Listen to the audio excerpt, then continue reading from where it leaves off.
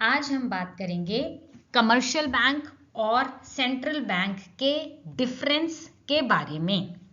बहुत ही common use होता है सेंट्रल बैंक और कमर्शियल बैंक। सबको पता है सेंट्रल बैंक नोट्स प्रिंट करता है और कमर्शियल बैंक नोट्स प्रिंट नहीं करता।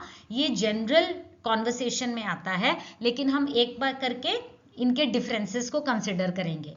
पहला डिफरेंस है मीनिंग। सेंट्रल बैंक किसी भी कंट्री का सबसे बड़ा मॉनेटरी इंस्टीट्यूशन होता है। एपेक्स मतलब सुप्रीम, मतलब सबसे बड़ा।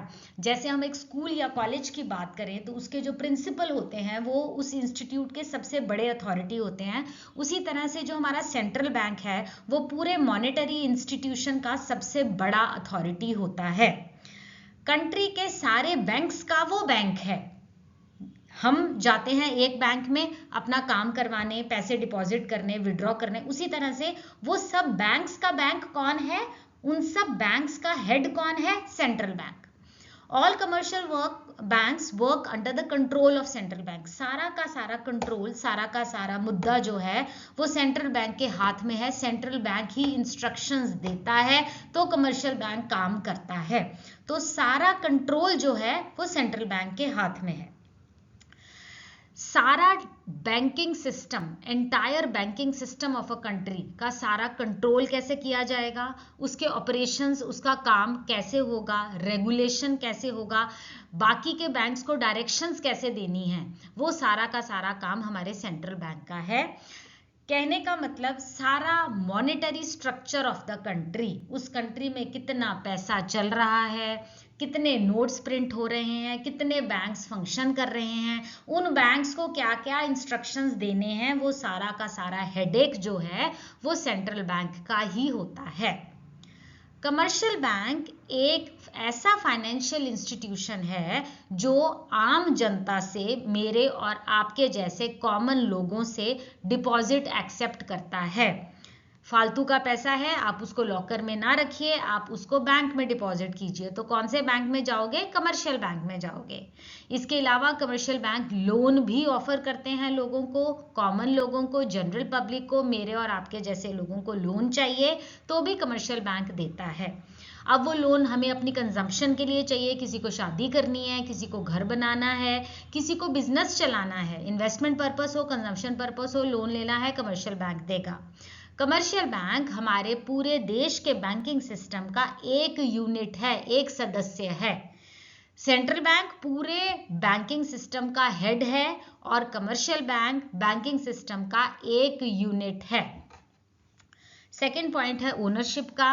सेंट्रल बैंक पूरा का पूरा ओनरशिप और कंट्रोल सरकार के हाथ में रहता है। It's everything managed by the government.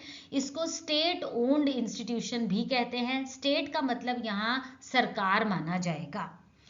Commercial bank हो सकता है कि सरकारें ओन करें, it can be owned and governed by the government. कोई कोई कमर्शियल बैंक ऐसे होते हैं जो सरकार ओन करती है, सरकार ही चलाती है, जिसको पब्लिक सेक्टर बैंक बोला जाता है।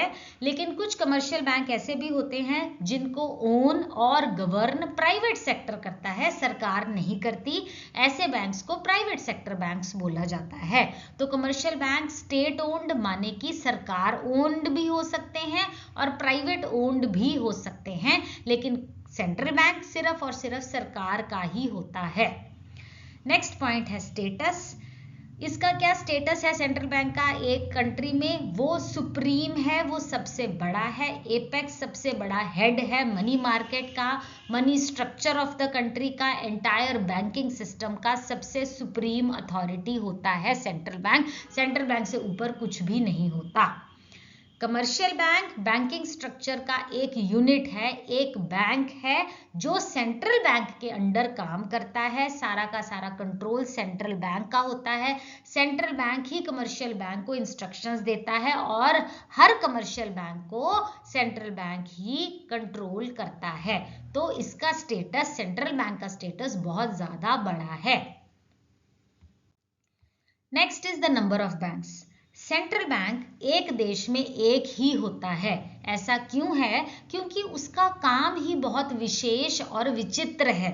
जब एक बैंक ने दुनिया के अपनी कंट्री के सारे बैंक्स को कंट्रोल करना है तो आपको एक ही तो हेड रखना पड़ेगा ना। अगर आप दो सेंट्रल बैंक्स बना दोगे तो वो आपस में ही उनका डिफरेंस हो जाएगा, समझ में ही नहीं आएगा कमर्शियल बैंक्स को कि किसका कहना माने। तो क्योंकि सेंट्रल बैंक का काम इतना अद्भुत है, इतना विचित्र है, इतना इंपॉर्टेंट है, इसलिए हर देश में एक ही सेंट्रल बैंक होता है। लेकिन कमर्शियल बैंक्स बहुत सारे हो सकते हैं एक देश में, आपको पता ही है SBI, OBC, HDFC, न मालूम कितने कमर्शियल बैंक्स हो सकते हैं। Next is issue of currency. Central bank के पास ही अधिकार है कि वो नोट छाप सकता है, सोल मोनोपोली, और कोई भी ये काम नहीं कर सकता, सिर्फ सेंट्रल बैंक ही कर सकता है। इसी के पास ही एकमात्र अधिकार है कि वो देश की करेंसी को इशू कर सकता है। कमर्शियल बैंक के पास ऐसा कोई भी पावर, ऐसी कोई भी मोनोपोली या ऐसा कोई भी अथॉरिटी नहीं है कि वो करेंसी इशू कर सके। करेंसी इशू करने का काम सिर्फ और सिर्फ सेंट्रल बैंक के पास ही होता है। Public dealing. Central bank public के साथ, आम जनता के साथ डील नहीं करता, वो कमर्शियल बैंक्स के साथ डील करता है। आम जनता के साथ कौन डील करता है? कमर्शियल बैंक डील करता है। सेंट्रल बैंक को आम जनता से कोई डायरेक्ट डीलिंग नहीं होती, कमर्शियल बैंक की आम जनता के साथ डायरेक्ट डीलिंग होती है। Next is the objective. Central bank किस मुद्दे पे काम करता है? वो पब्लिक इंटरेस्ट में काम करता है, उसका कोई भी मुनाफा कमाना, प्रॉफिट कमाना उसका उद्देश्य नहीं है। सेंट्रल बैंक का मेन प्राइमरी एम है कि वो सरकार की इकोनॉमिक पॉलिसी के जो मुद्दे हैं उन पे काम करे, जो सरकार अपनी इकोनॉमिक पॉलिसी में अचीव करना चाहती है, गोल और ऑब्जेक्टिव्स, उसको वो गोल में पहुंचने के लिए मदद करे। उसी तरह से वो अपना फ्रेमवर्क और अपनी पॉलिसीज बनाता है, सरकार की इकोनॉमिक पॉलिसी को ध्यान में रखते हुए ही वो अपनी पॉलिसीज बनाता है। इसके अलावा उसका सेंट्रल बैंक का ये भी मकसद रहता है कि वो सबसे ज्यादा पब्लिक वेलफेयर पर, आम जनता की वेलफेयर पर, आम जनता के इंटरेस्ट के ऊपर वो काम करे। जो भी वो पॉलिसी बनाए सेंट्रल बैंक, जो भी मॉनेटरी मेजर्स वो लेगा, उसमें आम जनता का फायदा सबसे ज्यादा होता है। इस ऑब्जेक्टिव के साथ सेंट्रल बैंक काम करता है। कमर्शियल बैंक अपना मुनाफा कमाने के लिए काम करते हैं। नो डाउट कमर्शियल बैंक को सेंट्रल बैंक से इंस्ट्रक्शन मिलती है कि भैया आप ऐसे कर सकते हैं और आप ऐसे नहीं कर सकते हैं, वो सब तो कमर्शियल बैंक ने फॉलो करना ही है, लेकिन उसका मेन एम प्रॉफिट कमाना रहता है। Next point is the control. Central bank, जैसे कि हमने आपको बताया, सारे बैंकिंग सिस्टम को संभालता है, सारे बैंकिंग सिस्टम को कंट्रोल करता है, बाकी के बैंक्स को हेड करता है, उनको डायरेक्शंस देता है, उनको भी कंट्रोल करता है। लेकिन कमर्शियल बैंक का ऐसा कोई कंट्रोल नहीं है, उसको सेंट्रल बैंक के अंडर काम करना पड़ते की हिदायत मिलेगी कमर्शियल सेंट्रल बैंक से, कमर्शियल बैंक ने वैसे ही काम करना है। Next point is competition. Central bank बाकी बैंक्स के साथ बिल्कुल भी कॉम्पीट नहीं करता, उसका तो उद्देश्य ही पब्लिक इंटरेस्ट है, जनता का फायदा है, सरकार की नीति के हिसाब से ही उसने अपनी पॉलिसीज बनानी है। और कंपटीशन करना तो छोड़ो, वो तो हर कमर्शियल बैंक को हेल्प करता है।